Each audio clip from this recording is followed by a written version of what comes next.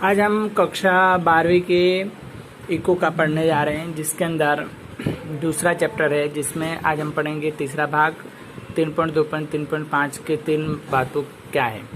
तो इन 3 बातों के संदर्भ में संबंधित विश्वास और आंकों को प्रत्येक देशों के प्राप्त किया जा सकता है। मतलब प्रत्येक देशों के बारे में हम जान सकते हैं कि उनके अंदर कितना विकास हुआ है।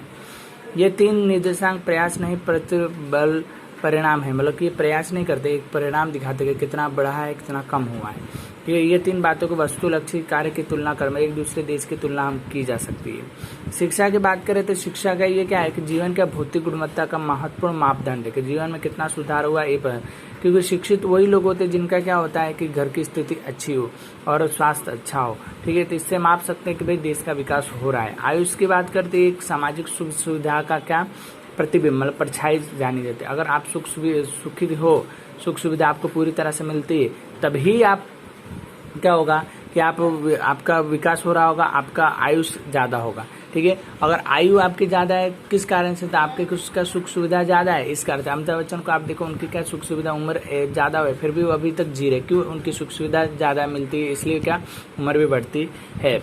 बाल मृत्यु दर की बात करते, सामाजिक परिस्थिति हम सुख सुविधा का प्रतिबिंब माना जाता है। एक सामाजिक जो परिस्थिति होती है उसके क्या होता है कि क्या वो लोग प्रतिबिंब मतलब परछाई मानी जाती है, जिसका मृत्यु दर, बाल मृत्यु दर अच्छा घटता है। और घटता क्यों है? तो पीने का पानी, ठीक है, घर का वातावरण और महिलाओं की मातृता, उस कारण से क्या होता है कि स्थिति क्या घटती रहती है, बाल मृत्यु दर घटता है। अब पढ़ेंगे जीवन की भौतिक गुणवत्ता का आंक की रचना के बारे में। तो पहला, प्रत्येक निर्देशांक शिक्षा, आयुष, बाल को 100 का भार दिया जाता है, मतलब 100 तक ले जाना है, 100 होना चाहिए। ठीक है, देश के उन देशों के कार्य के आधार पर 0 से 100 के आंक के बीच में लिए, 0 से 100 के बीच में होता है। इन 3 बातों के देश को प्राप्त अंकों का योग है। मतलब कि इन 3 बातों से क्या जोड़ किया जा सकता है। इन योग को 3 के द्वारा भाग देकर के औसत निकाला जाता है। मतलब 3 से क्या भाग दिया जाता है। आगे जो आंकों को प्राप्त किया जाता है को PQLI के आंक के रूप में जाना जाता है। इनके रूप में क्या मानना जाता है, PQLI के। ठीक है, अब आगे देखते हैं इसके महत्वों की बात क्या है। तो महत्व, देश के PQLI का आंक 100 के नज़दीक हो तो उस देश का उपरोक्त तीनों बातों में कार्य उत्तम हो रहा है, ऐसा माना। ये 3 जो शिक्षा था, शिक्षा, आयुष, बाल मृत्यु दर, इसके अंदर का विकास हो रहा है, ऐसा माना जाता है। जिस देश का PQLO के नज़दीक हो तो मतलब 0 के नज़दीक हो तो उस देश का तीनों मतलब कार्य क्या निम्न स्तर पे, मतलब कि क्या होता है कि 0.1 का मतलब उसमें कोई भी विकास नहीं हो रहा है, ऐसा माना जाता है। ठीक है, तो PQLI का आंक 0 से 100 के बीच हो सकता है। और PQLI का आंक एक देश के दो राज्यों के बीच या 2 देशों के बीच तुलना भी करने में आसानी होगी, क्योंकि उससे क्या हम लोग प्रतिशत से माप सकते हैं कि भाई उस देश का विकास हो रहा है कि नहीं, ऐसा हम जान सकते हैं। आगे देखते यदि PQLI का आंक नीचा का मतलब कम हो तो देश के आर्थिक विकास का नीचा दर माना जाता है, ऐसा मानेंगे। ठीक है, सकारात्मक बातों के बारे में देखें तो अच्छी बातों के बारे में इसकी क्या अच्छा है। तो PQL से मानव के जीवन के स्तर को स्पर्श करने वाले शिक्षा, आयुष और स्वास्थ्य के बातों को हम जान सकते हैं, इसमें समावेश होता है। क्योंकि कितने शिक्षित है, उनका उम्र कितनी ज़्यादा बढ़ी है, ये सब जान सकते हैं। प्रत्येक आय के निर्देशांक की तुलना में PQL श्रेष्ठ है, ये श्रेष्ठ माना जाता है। ठीक है, बड़ा माना जाता है प्रत्येक व्यक्ति, हर एक व्यक्ति का। आर्थिक विकास के निर्देशांक के रूप में PQLI का राष्ट्रीय आय के प्रति व्यक्ति आय की तुलना में इसका मर्यादा कम है। मतलब इसकी मर्यादा जो होती है कम मानी जाती है उसके अलावा। ठीक है, चौथा पॉइंट है कि PQ में अलग अलग देशों के समूहों, एक ही देश के विविध राज्यों की तुलना की जाती है। अलग अलग देशों के साथ क्या एक देश की क्या राज्य की तुलना की जाती है, मतलब उसके साथ क्या मतलब उसका विकास हुआ है कि नहीं हुआ है, उसके बारे में जाना जाता है। ठीक है, शहरी, ग्रामीण, स्त्री, पुरुष के आधार पर इसकी क्या तुलना की जाती है। अब इसकी हानि मर्यादाओं के बारे में हम जरा पढ़े तो क्या होगा। तो मर्यादा में तो PQL है उनके तीन बातों का समावेश किया जाता है। 3 बातों के आधार पर देश के विकास हुआ है या नहीं हुआ, सचोट रूप से नहीं कहा जा सकता है। यही आंक प्राप्त करने के लिए इन 3 बातों का मतलब कि क्या जो मापा जाता है उसके अंदर ऐसा आप नहीं कह सकते कि भाई इसका विकास हुआ है, विकास के रूप में माने ही नहीं सकते, क्योंकि क्या उसके अंदर आंकड़े क्या गलत भी मिलते हैं, पूरी तरह से क्या गिनती हो पाती नहीं है। जनसंख्या में भी अगर जनगणना हो तो कोई घर पे होगा तो उसकी गिनती होगी, जो नहीं होते नहीं हो पाती। मतलब एक राज्य से दूसरे राज्य जा रहा है तो उसकी जनगणना वहाँ होती है, नहीं इस राज्य में होती, इस कारण से क्या आंकड़े सही मिलते नहीं है। किसी भी देश के पीक्यूएल की दर ऊंची हो तो देश का विकास दूसरे देशों की तुलना में अधिक है, ऐसा सामान्य रूप से नहीं। मतलब कि क्या आपका देश का पीक्यूएल ऊंचा है मतलब का विकास हो रहा है, ऐसा मान नहीं सकते कि आपके देश का विकास हो रहा है, आंकड़े गलत भी हो सकते हैं। तीनों स्तर के मानव जीवन में एक समान महत्व दिए जाते, जो कि आयोग के 3 बातों का मानों में एक ही समान महत्व नहीं रखे जाते। मतलब तीनों जो है तीनों का एक समान नहीं मान सकते कि तीनों में किसी के अंदर तो कम विकास होता है, किसी में ज़्यादा विकास होता है। इस प्रकार से जीवन की भौतिक गुणवत्ता आंक में आय वृद्धि महत्व की अपेक्षा दर्शाता है। ठीक है, धनिक देशों की पीक्यूएल बढ़ने की गति धीमी होती है और औसत आयु निश्चित दर हद के जो धनिक देश है, जो पैसे वाले देश है, जैसे अमेरिका बोले, चीन, तो ऐसे देशों में क्या उनका पीक्यूएल का जल्दी से बढ़ता नहीं है। ठीक है, आगे देखेंगे तो आगे आप देखो तो क्या होगा वर्तमान स्थिति के बारे में। तो विश्व के सन 2003 के बाद पीक्यूएल में 3 बातों के आधार पर बनाने वाले आंकों के बदले मानव जीवन के स्पर्श करने वाले दूसरी 3 बातों का समावेश करके जीवन की गुणवत्ता को बढ़ गया। मतलब दूसरी 3 बातों का भी इसके अंदर क्या समावेश करके उसके जीवन की गुणवत्ता के बारे में क्या जांच किया गया है। तो पहले देखिए मानव विकास आंक। मानव विकास आंक को ह्यूमन डेवलपमेंट इंडेक्स जो HID कहा जाता है। ठीक है, तो मानव विकास अद्यतन निर्देशांक मानव का विकास का अंक है। 1990 में संयुक्त राष्ट्र विकास कार्यक्रम UNDP के द्वारा मानव विकास के अहवाल में HRD प्रस्तुत किया। तो इस अहवाल में विकास के मापदंडों के रूप में मानव के विकास आंक प्रस्तुत किया गया। HID में आर्थिक मापदंडों के साथ भी बनी आर्थिक मापदंडों को अधिक भार दिया गया और HID के तैयार किए गए हुए भूमिकाओं के आधार पर अर्थशास्त्र के योगदान के अलग अलग देशों के हुए विकास में प्रयासों के मूल्यांकन को आंकों को तैयार किया गया। 1990 में HID को मापने के लिए जिन विविध न्यूनतम महत्तम मूल्य का उपयोग होता है उससे क्या 2010 में सुधार। मतलब इसमें क्या हुआ कि HID के अंदर जो HID है उसको बनाएगा और उसके अंदर मुख्य 3 बातों को ध्यान में रखा गया। उन 3 बातों को क्या सब सारे देशों ने क्या अपनाया और उसके आधार पे ही देश का मापदंड होता है कि देश का विकास हुआ है कि विकासशील है, उसके अंदर क्या इसके द्वारा ही मापा जाता है। तो मानव विकास आंक के घटकों के बारे में पढ़े तो HDI तैयार करने में सरल रहने के लिए इसलिए मुख्य 3 परिबलों को ध्यान में दिया जाता है।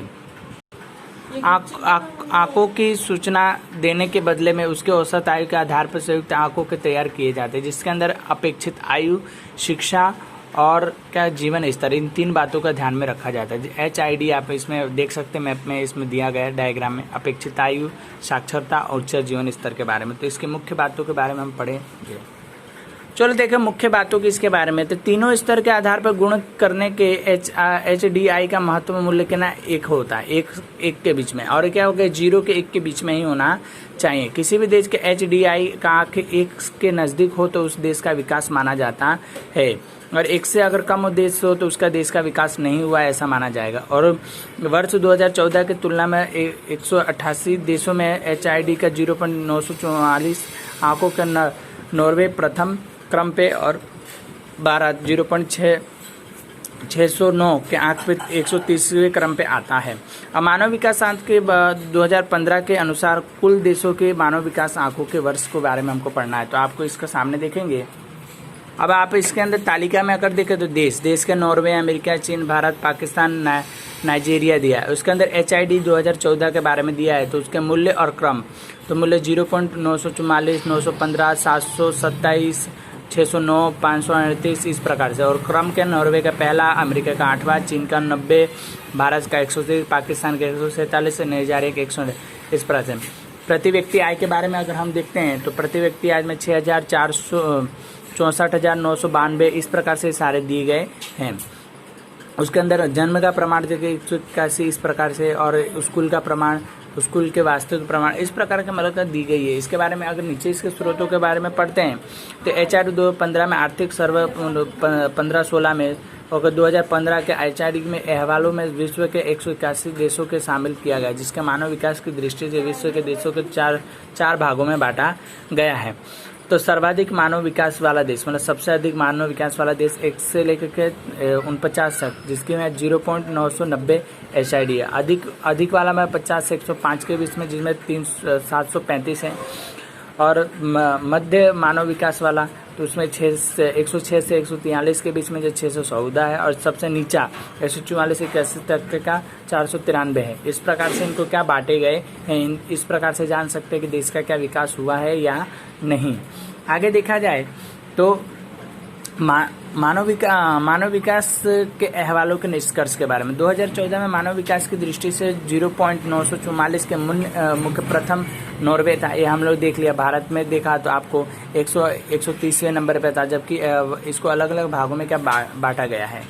ठीक है। चौथा पॉइंट है 2015 में HID का अंतिम क्रम अफ्रीका महाद्वीप का आए हुए नाइजीरिया के स्थान पर उसका मानव विकास का 0.348 मतलब सबसे नीचे स्थान पे क्या ये आता है। अब मानव विकास अंक के महत्वों के बारे में पढ़ते हैं, उसका महत्व क्या है। तो पहला पॉइंट देखें तो आर्थिक विकास के HDI मानव विकास के सिर्फ आर्थिक नहीं बल्कि सामाजिक कल्याण और शिक्षा स्वास्थ्य के मापदंडों का समावेश किया जाता है। मतलब कि शिक्षा के क्षेत्र में हो, स्वास्थ्य के क्षेत्र में हो और बाल मृत्यु दर के क्षेत्र में हो, इस सबके क्षेत्र में विकास हो, इसमें कमी बाल मृत्यु दर में कमी हो, शिक्षा और स्वास्थ्य में वृद्धि हो, ऐसा होना चाहिए। HDI का आर्थिक नीति के बनाने वाले सूचना करते हैं जिसके आर्थिक विकास साधन का मानव कल्याण का अंतिम उद्देश्य मतलब कि अंतिम उद्देश्य माना जाता है कि इसको पूरा करना है, विकास होना है। सही जिसमें सही प्रगति, आर्थिक प्रगति और सामाजिक प्रगति होती है। तो इस प्रकार से चौथा पॉइंट देखें कि HDI का आंक विधेयत्मक और HDI बढ़ता हो तो आर्थिक देशों की शिक्षा और स्वास्थ्य में सुधार होता रहता है। मतलब शिक्षा और स्वास्थ्य दोनों के अंदर का सुधार देखने को मिलता है। पांचवा पॉइंट देखें HDI के आंक के विकसित देशों में किसी भी प्रकार के विकास का संभव अधिक नहीं है। हमको सरकार में कौन सी कार्य अधिक करना है उसका ख्याल आता है। मतलब इसके द्वारा हम देख सकते हैं कि मतलब शिक्षा में अगर कमी तो शिक्षा में जोड़ दो, आयुष में कमी तो आयुष में जोड़ दो, इस तरह से क्या इसको विकास किया जा सकता है। HDI का आंक अधिक प्रगतिशील माना जाता है। मतलब उसका अधिक प्रगतिशील रूप से हम जान सकते हैं कि इसको क्या और विकास करना है। अब इसकी मर्यादाओं के बारे में पढ़ते हैं तो HDI के सिर्फ 3 सामाजिक निर्देशांक का समावेश किया जाता है जो कि कम दूसरे सामाजिक निर्देशांकों का समावेश नहीं किया जाता। मतलब कि 3 ही बातों को लिया जाता है। अन्य बातों का क्या होगा, मतलब जैसे जिसके पास वाहन ज़्यादा हो, ठीक है, जिसके पास ज़मीन ज़्यादा हो, ऐसी बातों का भी ध्यान लेना चाहिए, बाकी लिए नहीं जाते, इसलिए इसकी कमी है। HDI के तीनों महत्व है कि तीनों के अलग अलग परिस्थितियों में अलग अलग महत्व है। मतलब तीनों की परिस्थिति अलग अलग होती है, किसी में कम तो किसी में ज़्यादा विकास होता है। मानव विकास की निरपेक्ष स्थिति नहीं दर्शाती किसी देश के अन्य देश के साथ तुलना में कौन सा स्थान है उसे दर्शाया जिसके सापेक्ष प्रगति दर्शाई जाती है। मतलब कि सामने सामने क्या बताया जाता है कि देश का विकास हुआ है कि नहीं, बाकी निरपेक्ष रूप से भी ये पता चलता है कि विकास नहीं हुआ, ऐसा भी होता है। अभी HDI के अतिरिक्त GDP, okay, gender development index, जो जाति विकास आंक के रूप में जाना जाता है, ठीक है। फिर उसका तकनीकी टेक्नोलॉजी, ओके, उसके बारे में होगा। ह्यूमन मतलब मानव की गरीबी के बारे में देखें, मानव उपभोक्ताओं के बारे में, इस प्रकार की और भी बातें जिसको इसके अंदर क्या ध्यान में नहीं लिया जाता है। तो इस प्रकार से देश का विकास करने के लिए सारी चीज़ वस्तुएं जितने भी 3 बातों है उसको क्या ध्यान में लेना सबसे आवश्यक है, तभी देश का क्या विकास हो सकता है। ठीक है, आज चैप्टर खत्म हुआ।